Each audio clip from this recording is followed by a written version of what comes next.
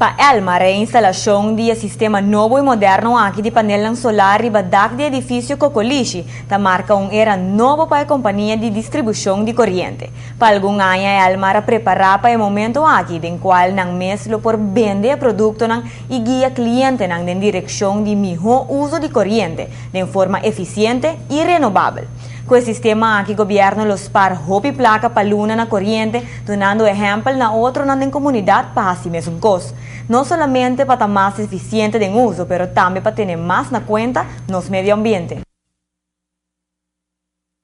O sistema mesmo 30 kW, 30 kW produzir average de 35.000 kWh para luna e nós podemos ver que essa que por cobrir por lo menos 6 para 7, 8 casas domésticos.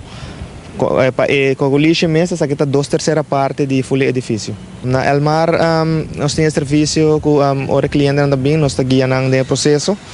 Quizás para todo cliente o consumo está diferente, que é difícil para ver com sistema, por exemplo, de 5 kW para todo cliente. Tem cliente que ter menos, tem algum que ter mais.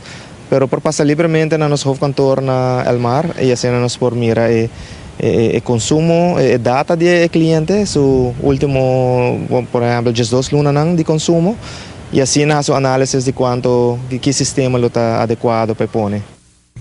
Elmar está notando uma popularidade crescente no último tempo em relação com o uso de energia renovável. É interessante tratar de energia de viento, mientras que hoje em dia mais e mais gente está indo em direção de energia solar. Exemplo é o aeropuerto, que está trabalhando em qualquer plaza de painel solar mais grande do Caribe.